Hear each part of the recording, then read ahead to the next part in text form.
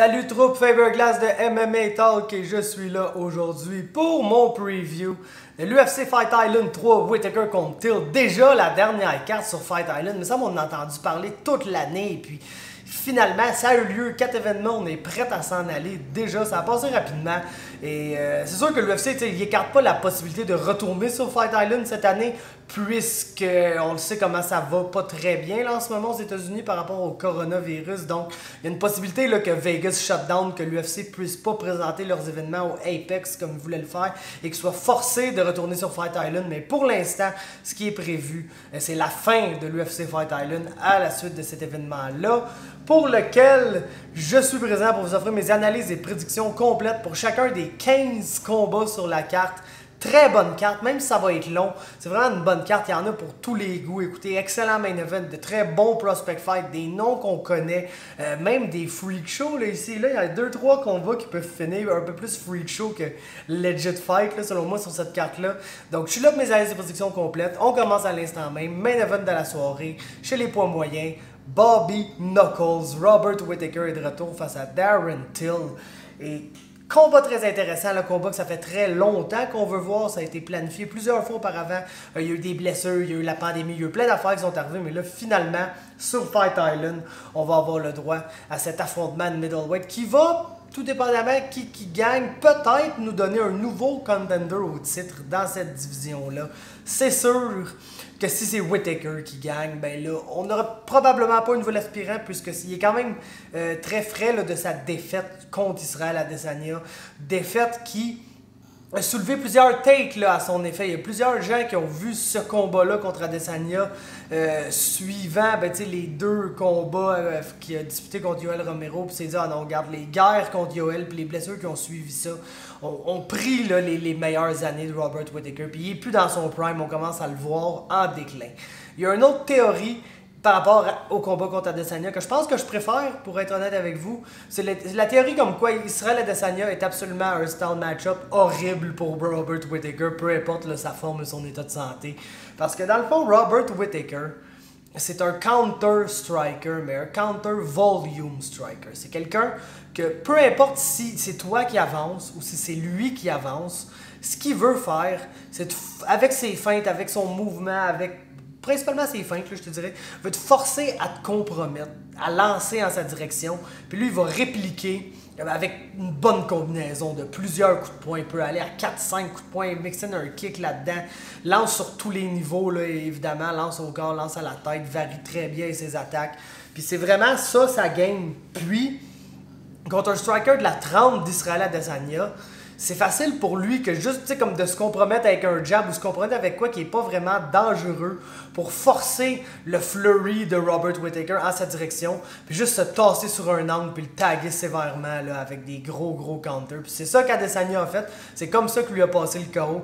Puis je pense que même s'il n'y avait pas eu les guerres contre Yoel avant, c'est un peu toujours ça là, qui allait arriver dans ce combat-là. Donc on dirait que c'est pas vraiment pour Robert Whittaker que je m'inquiète dans ce combat-là.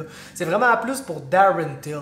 Parce que d'un, on a vu le face-off, on a vu toutes les affaires. Darren Till est quand même un grand gars, mais il est moins gros à middleweight qu'il l'était à welterweight. Ça reste un gros gars, mais il n'est pas le gigantesque comparé au vrai middleweight dans cette division-là. C'est sûr que quand on l'a vu dans son premier combat contre Gastelum, il était énorme, mais on s'entend que Gastelum, c'est pas mal le plus welterweight de tous les middleweight. C'est un gars qui est vraiment naturellement un welterweight, il est juste pas capable de mettre sa diète, toutes ces affaires-là en branle pour vraiment faire le poids là, à 170 livres. De là pourquoi il se bat depuis maintenant des années à 185 livres. Mais tout ça pour dire que Darren Till, man, à part du hype, il n'y a pas grand-chose. Je le sais que c'est un bon combattant, oui, il a rapport à se battre contre les meilleurs du monde, mais je ne l'ai jamais vraiment vu comme étant un combattant super élite dans la division, ni à 170, puis j'ai un peu de difficulté à le voir devenir ça à 185 livres.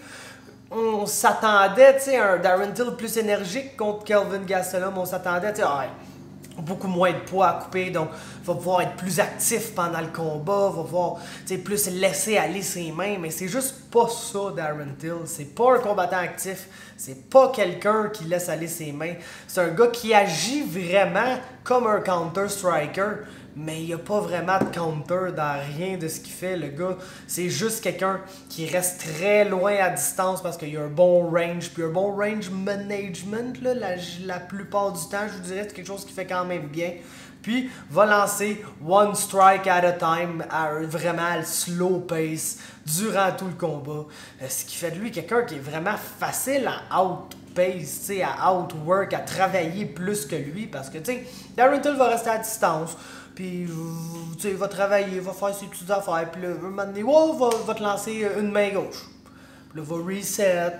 Va continuer à bouger. Puis tu sais, il y a toujours la stance build. Il a l'air de quelqu'un qui veut draw tes attaques pour te counter, mais jamais quand quelqu'un quand il réussit à draw une attaque, jamais il va la counter. Il va souvent juste reculer en ligne droite puis se back up lui-même contre la cage. Chose qui est pas vraiment un bon comportement à avoir. Surtout pas contre Robert Whittaker qui... Tu sais, oui, va peut-être un peu t'amener contre la cage, mais c'est pas quelque chose qu'il recherche vraiment. S'il coince entre la cage puis la ligne la ligne noire, Robert Whittaker a tendance à te laisser aller une combinaison de 8-10 punch par la tête avec beaucoup de power. Et man, on dirait que je peux juste pas concevoir que ça va bien aller pour Darren Till, ce combat-là. Parce que Robert Whittaker est vraiment fearless. C'est pas Wonderboy Thompson qui va être vraiment content de rester là, 25 minutes at range à échanger. Oh, une strike, une strike. Un strike, un strike, tu sais, dans vraiment slow pace. Puis, tu sais, la seule façon que Darren Till a vraiment de répondre à quelqu'un qui est agressif envers lui, qui essaie de justement mettre la pression puis de drawing des attaques pour counter, c'est d'essayer de le clincher contre la cage. Où je te dirais que c'est quand même un bon wall installer, là, en général. Il est capable de faire ça avec assez de succès. Là. Le gars, il a un gros frame, il a des longs bras, il est capable de back dig ses underhooks puis de garder des positions dominantes, là, généralement, de là, mais...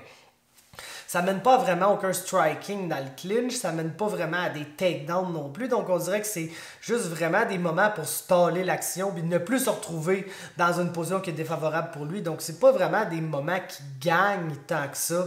Fait que quand que, tu sais, mettons, il se fait toucher un peu at range, puis là, whoop, il va essayer de shutdown l'action, de calmer ça, va t'amener dans le clinch. Il va rien se passer dans le clinch jusqu'à temps que son adversaire s'en sorte puis recommence à faire les affaires qu'il voulait faire.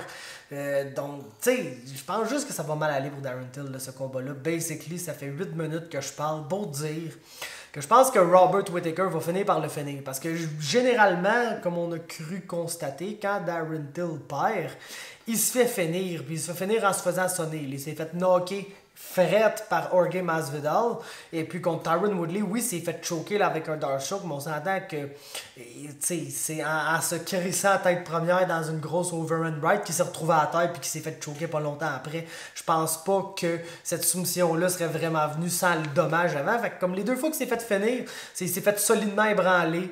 Et puis, man, c'est dur de concevoir que justement, lui qui est si bon pour se sacrer tête première dans l'overhand de Tyron Woodley ne va pas finir par se sacrer tête première dans une combinaison de 5 punch de Robert Whittaker pour se faire dropper puis probablement se faire passer un TKO. Donc j'ai Robert Whittaker, Bobby Knuckles, le seul l'unique par TKO au 3e round dans ce combat-là. Co-main event. Oh, sacrifice co-main event. Freak show. Comme on en voit rarement, combat qui devrait absolument être un main event d'une carte Bellator. C'est la trilogie tant attendue, la trilogie la plus attendue de l'histoire du MMA en fait. Mauricio Shogun Rua face à Rogerio Nogueira, qui, Rogerio a clairement dit, c'était son dernier combat en carrière, allait compléter cette trilogie-là et prendre sa retraite.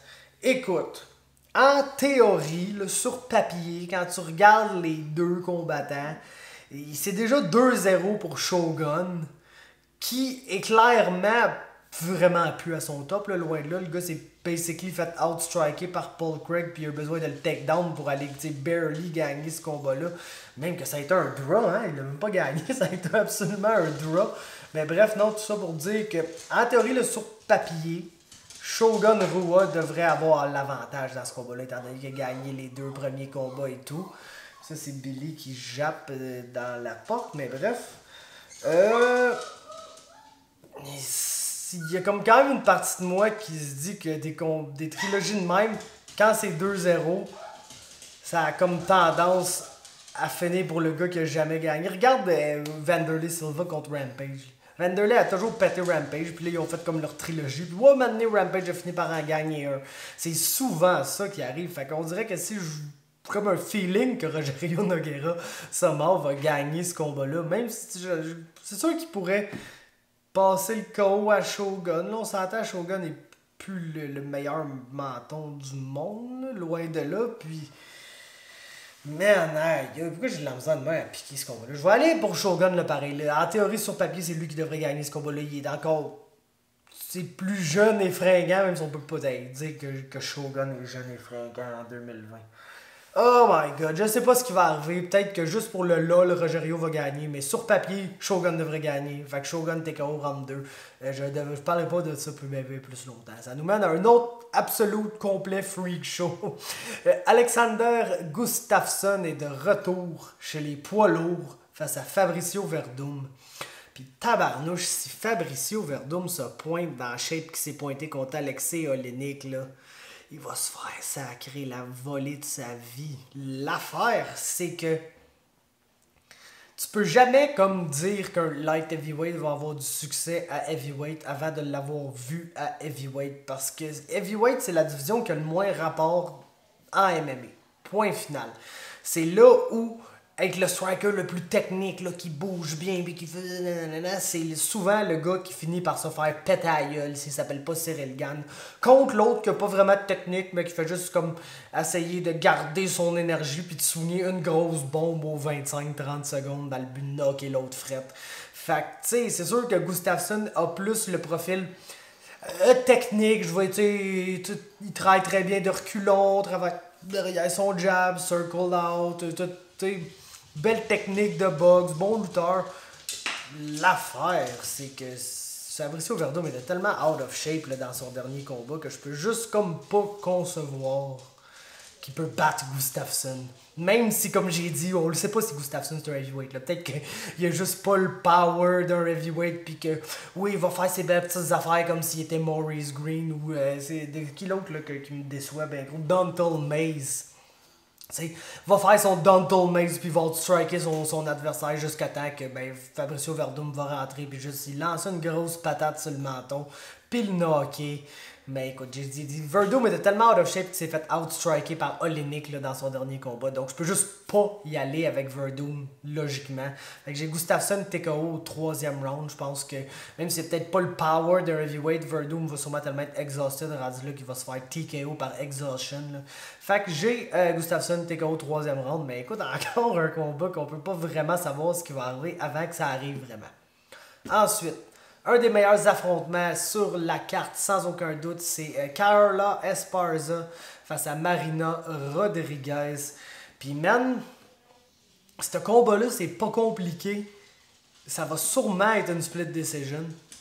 Et puis, c'est là qu'on va savoir si Marina Rodriguez est plus Alexa Grasso ou Joanna Jędrzejczyk. Parce que, dans le fond, sa game à elle, c'est un peu de commencer tranquillement, souvent perdre le premier round, puis le build, plus le combat avance, puis finit à son plus fort au 3e round. La gimmick de Carla, c'est un peu l'inverse, genre commencer fort, puis souvent un peu gazante, puis se faire péter à gueule au 3e round. C'est ça qui est arrivé contre Grasso. Heureusement pour elle, elle a réussi à survivre, puis elle aurait dû perdre le dernier round 18 selon moi, mais elle a gagné le combat, là, basically. Contre Joanna Jędrzejczyk, cependant, écoute, Joanna était juste trop physique, elle avait trop une bonne takedown defense, puis elle te l'a complètement bardassé, puis c'est ça que justement qu'on va voir là, de Marina Rodriguez. On le sait que c'est une bonne athlète, j'aime vraiment pas sa takedown defense, je l'ai vu se faire takedown beaucoup trop facilement là, dans ses combats, puis c'est ça qui est potentiellement, en fait pas potentiellement, c'est ça qui va, je crois, me faire aller en direction de Carla Esparza dans ce combat-là, c'est parce que j'aime pas assez la takedown defense de Marina Rodriguez. Elle s'est fait takedown trop facilement là, dans des combats par des gens. On l'a juste vu avoir des mauvaises réactions sur des takedown attempts. Puis oui, elle a une genre de game dans le clinch qui est bonne pour réussir à infliger du dommage. Un peu à la Joanna Jędrzejczyk. Elle a beaucoup de Joanna Jędrzejczyk dans le nez en fait. Là. Bonne combattante Muay Thai qui va absolument décollisser Carla Esparza debout si ce combat-là se passe debout. Mais qui il va vraiment être désavantagé selon moi au sol. Puis Carla Esparza, c'est une bonne lutteuse, c'est une lutteuse qui n'a pas vraiment besoin du clinch pour lander des takedowns non plus, elle est très bonne sur les reactive shots. Et puis comme je vous ai dit, j'ai juste vu Marina Rodriguez avoir trop de mauvaises réactions sur des takedowns pour me fier qu'elle va être capable de gagner les 2 premiers rounds avant que Carla ralentisse puis qu'elle gagne le 3e round. Cependant, Marina Rodriguez, on s'entend à 4 combats UFC, 2 draws. Carla Esparza, panoplie de split decision à sa fiche. Donc, pour les gageurs, là, pour les betters, s'il vous plaît, évitez ce combat-là. S'il vous plaît. C'est tellement impossible à prédire. Ça se peut être un combat que tu penses clairement qu'une des deux a mérité de gagner, puis que c'est elle que tu avais choisi, puis finalement, c'est juste un draw, une esti de split decision louche, bizarre, inexplicable, parce que, oui, Esparza va avoir gagné les 2 premiers rounds, mais là, va commencer à avoir fadé au milieu du 2e, fait que là, va s'être fait taguer un peu en fin de 2e round, fait que là, il y a peut-être un juge ou 2 qui vont donner le 2e à Rodriguez, puis le Rodriguez va presque assurément gagner le 3e round de ce combat-là, selon moi. Donc, man, j'ai Esparza par décision, mais mettez pas une scène sur cette fight-là, c'est beaucoup trop compliqué à prédire. C'est 2 filles qui, tu sais, des split decisions puis des draws, là, entre eux, ils en ont une couple. Quand t'as 2 draws en 4 combats UFC, pour moi, c'est du jamais vu. Donc, j'éviterai ce combat-là. Ensuite, ça nous mène à un combat de 205 livres, Paul Craig, Gadzhimurad Antigulov. Et puis Gadzhimurad Antigulov, c'est un one-round fighter.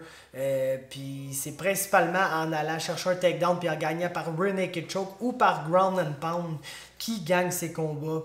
Je pense que Paul Craig, je pense pas, en fait, c'est un des combattants les plus tough là, dans la division light heavyweight. C'est un gars que, oui, il s'est déjà fait passer des combats par des strikers absolument incroyables. Je pense pas que c'est Gadzhimurad Antigulov, là, ce gars-là. Puis je pense que Paul Craig est vraiment trop bon au sol pour juste se faire soumettre comme ça là, au premier round. Donc, basically, je pense que Paul Craig va gagner. Je pense que Paul Craig va gagner par soumission, 2e round. Antigulov, c'est comme tu le vois sur sa fiche, soit qu'il gagne au premier round, soit qu'il perd au premier round contre quelqu'un de vraiment plus athlétique que lui. Tu sais, c'est un gars qu'on a vu juste se faire melter là, complètement par, je pense, Kutelaba ou donc c'est Mikhail Oleksiejczuk. C'est quel des deux? Je pense que c'est Oleksiejczuk. Tu l'as melté là, en 40 quelques secondes, tu l'as juste genre vargé bien raide. Fait que c'est quelqu'un qui se retrouve contre quelqu'un de plus athlétique que lui, de plus puissant que lui, va se faire finir très rapidement. Sinon, il va gagner au premier round. Sinon, il va perdre après le premier round. Donc, c'est ça. Je pense que ce qui risque d'arriver, franchement, c'est qu'il va probablement réussir à take down Paul Craig, gagner le premier round, mais pas le finir parce que Paul Craig, c'est un très bon grappler. Va être absolument exhausted.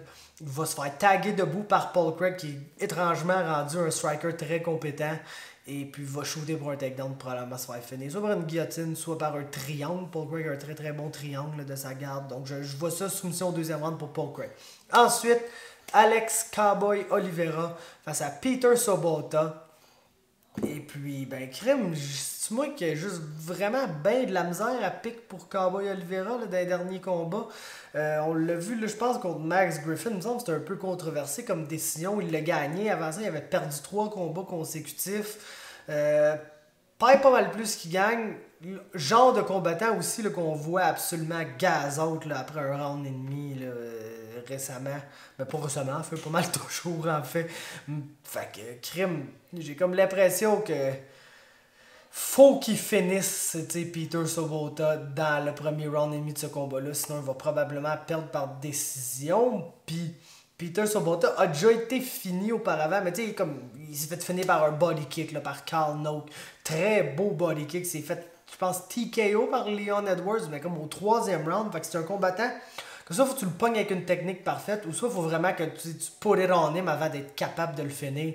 Je vois très mal Alex Oliveira finir quelqu'un avec une technique parfaite. Là. C'est comme pas trop dans sa game la technique parfaite. C'est justement quelqu'un qui est 100% athlétisme puis comme 0%, pas 0%, mais vous comprenez. C'est un gars qui met ses capacités athlétiques avant sa technique.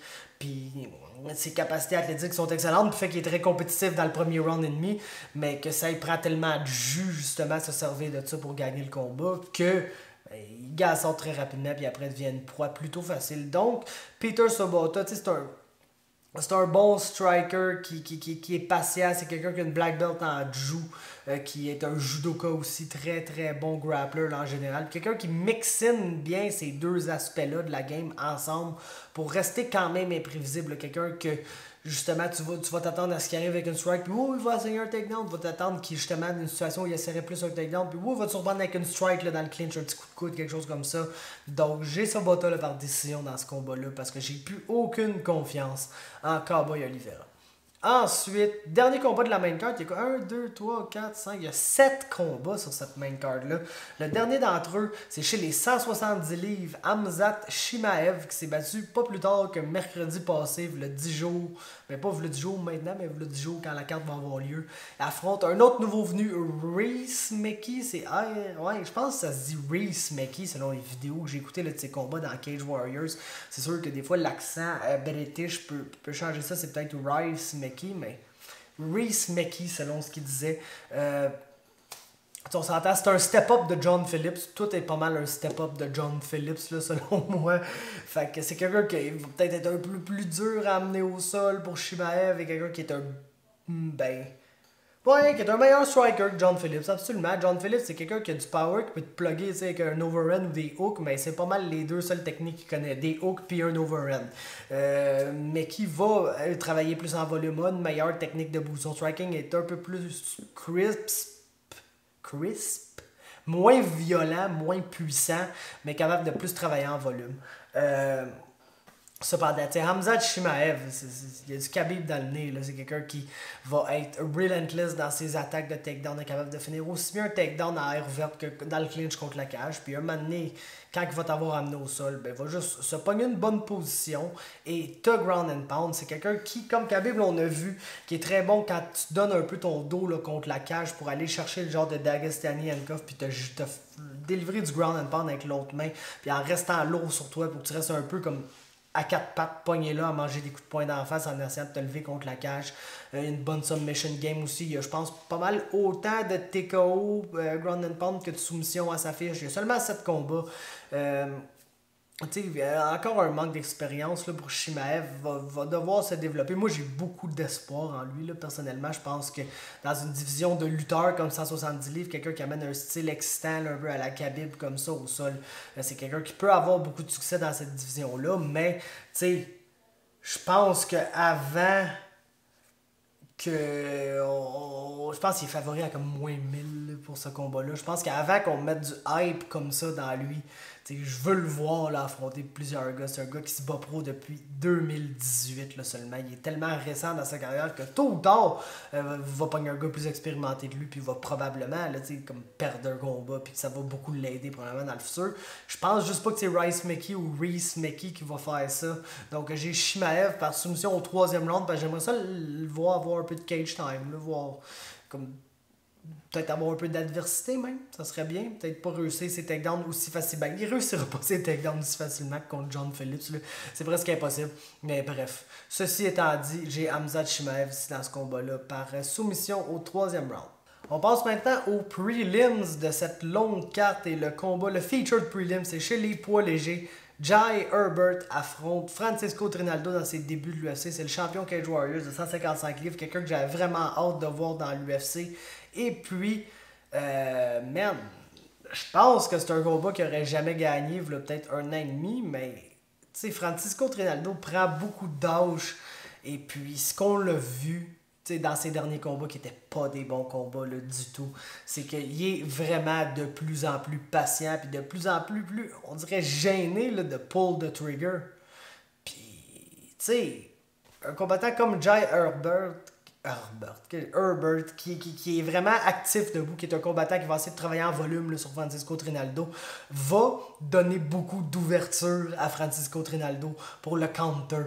Puis c'est pour ça que je pense que v'là 1 an et demi, j'aurais jamais pris Herbert pour gagner ce combat-là, mais Trinaldo est rendu tellement prudent que je ne sais plus s'il y a ce qu'il faut pour pull the trigger, justement. Fait que j'ai comme juste l'impression qu'Herbert va aller là, puis va essayer de lander du volume sur un combattant qui va essayer de trouver ses ouvertures sans vraiment sauter sur ses ouvertures quand il va les trouver. Fait que pour cette raison-là, j'ai Jay Herbert par décision dans ce combat-là. Mais écoute, si Francisco Trinaldo revient moindrement à une version plus vieille et moins prudente de lui, ben, il y a des très bonnes chances de gagner ce combat-là, là, on s'entend. Ensuite, 170 livres, Nicholas Dalby, Jesse Ronson. Puis écoute, je pense pas que je peux pick Ronson là, dans ce combat-là, pour être honnête avec vous, mais ça va être absolument incroyable. Ça va être un bon combat, ça va être un scrap. Je pense que c'est un des meilleurs match-ups disponibles à 170 livres pour que Jesse puisse se mettre en valeur. Dans le sens que, on l'a vu, là, son problème majeur à 170 livres, c'est ben, son size. C'est pas un combattant à 170 livres. C'est un gars qui va là sur short notice ou quand il a vraiment pas le choix. Mais c'est pas un combattant à 170 livres, Jesse Ronson. C'est un 155 livres. Il est pas assez gros pour les 170 livres qui sont plus physiques que lui. Puis Nicholas Dalby, oui, il va être plus gros et physique, qui est plus physique que Jesse Ronson, mais n'est pas un finisher, n'est pas quelqu'un qui va juste arriver là et faire mal, puis comme utiliser son athlétisme et son power supérieur pour juste comme te le tasser de là. Donc, on va avoir un combat de 15 minutes, on va avoir deux gars qui vont être super willing d'échanger et puis d'essayer de se faire mal. Même que je vous dirais que c'est Jesse Ronson le combattant le plus dangereux dans ce combat-là. Je pense que s'il y a un finish à avoir, ben c'est Ronson qui va le trouver là, avec un body punch bien placé ou avec une belle combinaison ou quelque chose. On l'a vu là, dans ses derniers combats avoir probablement des améliorations là, à ce niveau-là, même si ça n'a pas super bien été à PFL contre Nathan Schultz pis tout. Dans les clinch, Jesse Ronson s'est bien amélioré au niveau de son grappling aussi. Maintenant, de plus en plus game de shooter pour un takedown lui-même, d'essayer de grapple un peu avec ses adversaires si il en ressent le besoin. Je pense pas que ça va tant arriver dans ce combat-là, parce que je pense pas que ça sera à son avantage. Je pense qu'à grappling égal, Dalby va être plus gros. Donc, dans le clinch, puis dans le combat au sol en général, je pense que ça avantagerait le Nicholas Dalby dans ce combat-là. Man, je pense que le plus gros problème de Ronson, c'est un peu ça. Il a tendance à se puncher dans le clinch. Il a tendance à aller de l'avant, mettre une combinaison et puis finir dans le clinch. Puis je pense que c'est ça qu'il va probablement faire et qu'il va s'incliner dans ce combat-là. Je pense que ça va être un bon combat back and forth debout. Les deux sont vraiment game de se faire toucher pour lander un bon punch en retour. Les deux sont des bons combattants qui travaillent en volume, qui sont super actifs, qui sont très agressifs. Nicholas Dalby est très très très agressif. Là. C'est comme ça qu'il gagne ses combats. C'est avec le pace. C'est littéralement son MO. Là, vu que c'est pas justement, comme je disais, un bon finisher. C'est un gars qui, genre dans chacune des positions qu'il va se retrouver, que ce soit debout à distance, debout dans le pocket, dans le clinch, au sol, sur le top, au sol en dessous, peu importe, travaille constamment, n'arrête jamais, a vraiment un excellent cardio et super tough. Et puis je pense que, écoute, c'est juste ça qui va arriver. Ronson va probablement se puncher dans le clinch une couple de fois. Puis à chaque fois que je pense qu'il va y avoir des échanges, pas de striking dans ce combat-là, il va y avoir un petit edge pour Dalby. Je m'attends à ce que le striking soit quand même très égal dans ce combat-là. Fait que ça risque justement d'être les moments ailleurs que dans le striking qui vont aller chercher ce combat-là là, en faveur de Nicholas Dalby. Donc j'ai Dalby par décision. Je pense que Jesse Ronson va avoir la chance par la suite de descendre à 155 livres puis avoir des match-ups plus convenables. Je pense qu'il y a beaucoup de gars qui peuvent battre à 155 livres. Il y a même des gars qui peuvent battre à 170. Je sais pas si c'est le cas de Nicholas Dalby. Fait que j'ai Dalby par décision ici. Ça nous mène à un combat chez les poids lourds. Tom Aspinall fait ses débuts UFC face à Jake Collier qui move up à heavyweight. Je sais pas si c'est un move permanent ou si c'est juste parce qu'il est super fat à cause de la pandémie actuelle puis qu'il va juste se battre à ce poids-là là, en attendant. Tu sais, quand tu dis tu peux jamais savoir si un combattant est un heavyweight avant de le voir se battre à heavyweight. Et j'ai comme l'impression que Jake Collier est pas vraiment un combattant heavyweight parce que, tu sais, il est bon, il travaille fort, mais il y a la combinaison que tu veux pas avoir à heavyweight de pas super powerful, puis pas le meilleur menton qu'on a vu. C'est un gars qui est tough, mais on a vu son menton lâcher là, à quelques reprises, même à 185 livres là, avant qu'il fasse le saut chez les 205 livres. Puis là, maintenant, à heavyweight, c'est comme littéralement un reverse Jared Cannonier là, qui vient de nous faire Jake Collier. Puis il affronte Aspinall, qui est un heavyweight, qui est gros, qui est puissant, qui va essayer de le frapper très très fort. Puis genre, le fait de pas être le plus puissant des deux puis pas avoir le meilleur chin à 185 livres, ben quand tu move up dans deux divisions, on dirait que le seul moyen d'avoir du succès, c'est d'être super tough, puis d'avoir un gros chin, puis d'avoir du gros power.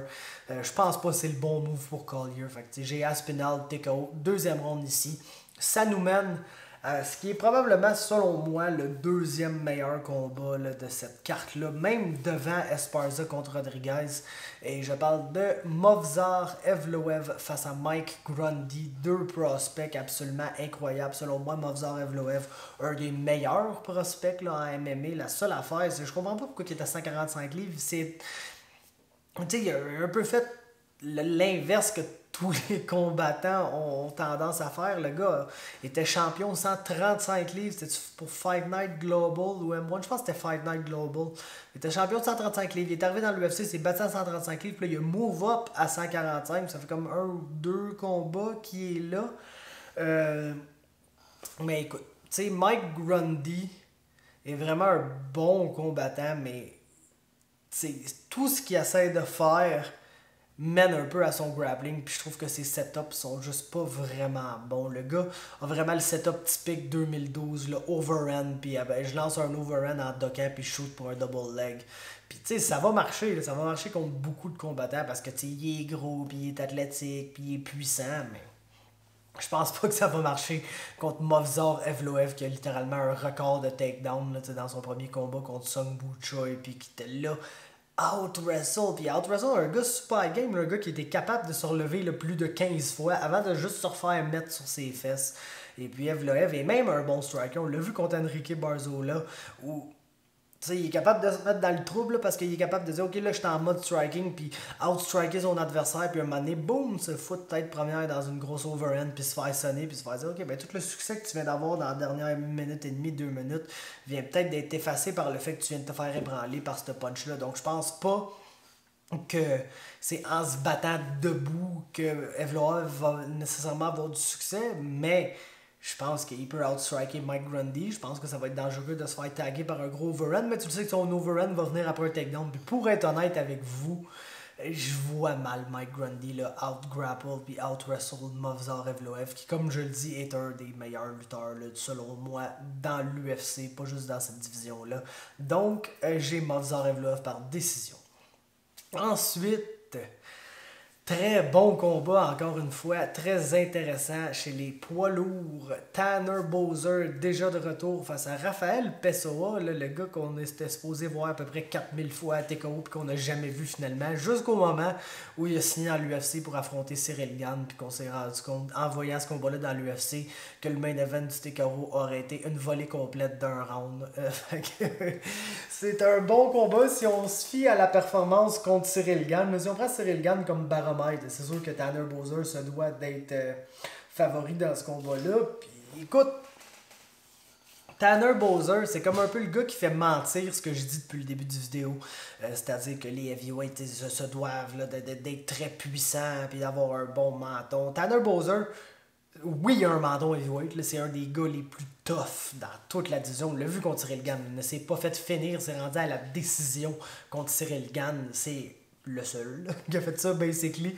Fait que je pense que ça vous démontre juste à quel point ce gars-là est excessivement tough et difficile à finir. Mais il n'est pas vraiment puissant, là. Malgré son knockout à son dernier combat contre Philippe Lins au premier round, c'est pas un combattant qui est puissant. C'est un combattant qui aime être léger sur ses pieds, qui se déplace plus rapidement que la majorité des heavyweights, qui travaille plus en volume qu'en puissance, puis qui a beaucoup de variété dans ses attaques. Travaille derrière un leg kick, travaille derrière son jab, et est bon aussi pour amener ça dans le clinch contre la cage, puis personnellement, je pense qu'il va outstriker Rafael Pessoa. Là. Je pense que Pessoa est vraiment le genre de combattant qui va essayer de travailler derrière son power que son volume.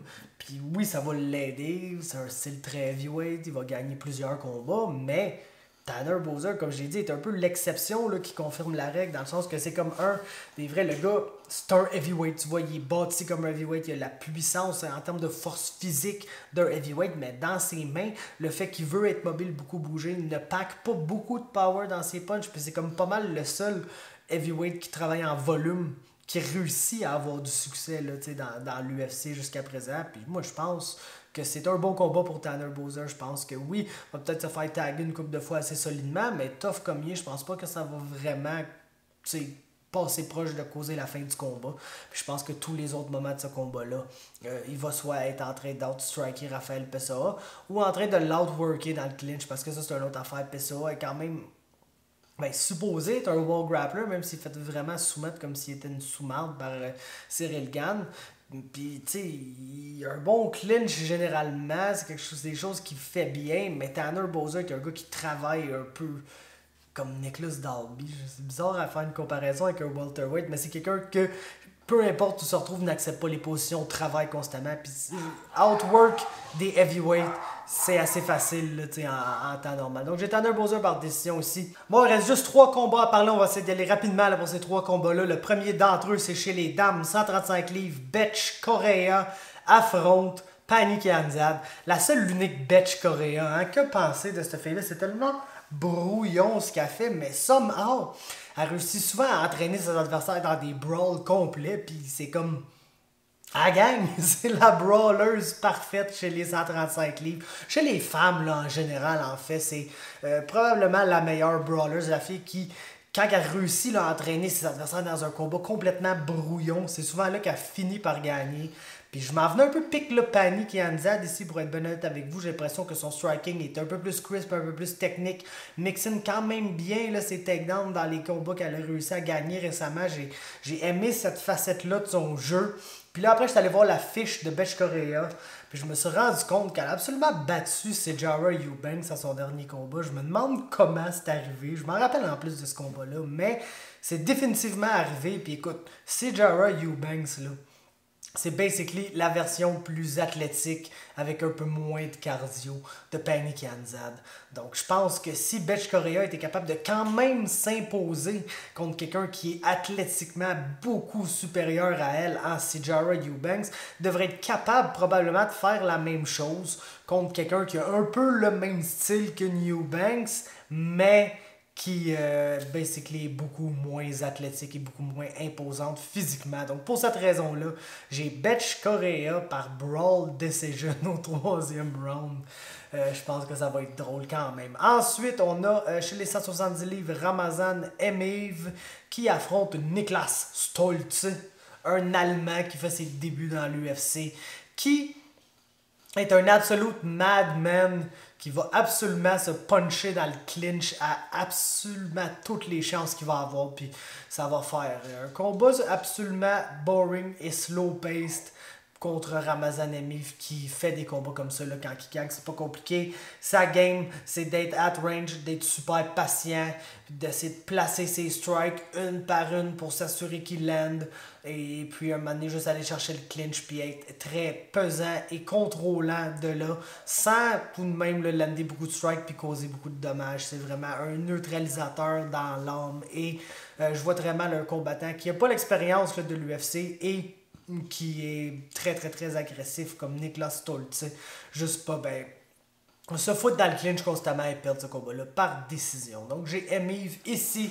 Et finalement, chez les 135 livres, on a les débuts dans l'UFC de John Castañeda qui affronte Nathaniel Wood. Hein? Et puis, c'est pas un match-up très le fun à avoir quand tu fais tes débuts dans l'UFC d'affronter The Prospect, le gars qui n'est absolument plus un prospect. Mais c'est pas grave, il peut s'appeler de même pareil. Un surnom, c'est un surnom. T'sais, malgré le fait qu'on l'a vu quand même se faire outclass là, par John Dodson dans son dernier combat, qui était comme le genre de combat de step-up, le top 15, est-ce que tu es un combattant du top 15? Finalement, il a prouvé que non, il était peut-être même un bon step en dessous de ça. Mais je pense qu'il y a 2 à 3 bons steps en haut d'un John Castagneda qui arrive de combattre America sur une séquence d'une victoire, 1 et 2 à ses 3 derniers combats. Je pense qu'il va se faire out-grapple ici. Le prospect, généralement, est un combattant qui aime se dire un striker, mais que tu vas avoir le plus de succès dans ses combats quand il réussit à aller chercher un takedown et à dominer ses adversaires complètement au sol. C'est un très bon lutteur. C'est quelqu'un qui a un bon ground control avec du bon ground and pound. Puis qui est quand même un bon striker aussi. Donc, en général, je pense que c'est un combat qui devrait être assez straightforward là, en faveur de Nathaniel Wood ici. Si vous voulez des pics faciles là, dans le pool à Oli, Nathaniel Wood puis Ramazan Emeev, c'est pas mal deux locks là, sur cette carte-là, selon moi. Donc, ben, ça va compléter mes aises et positions complètes pour cette carte-là de l'UFC Fight Island 3. Laissez-moi un like, laissez-moi un commentaire pour me faire part de vos prédictions, des combats que vous avez hâte de voir, de n'importe quel style d'affaires que vous avez bien envie de parler. Finalement, abonnez-vous à MMA Talk sur YouTube, sur Facebook, le tout partout. Vous le savez comment ça se passe, sur Instagram et tout. Fait que c'est ça, les petits boys. À la prochaine. Bonne carte samedi. Et puis, ben, c'est ça. Ciao, ciao.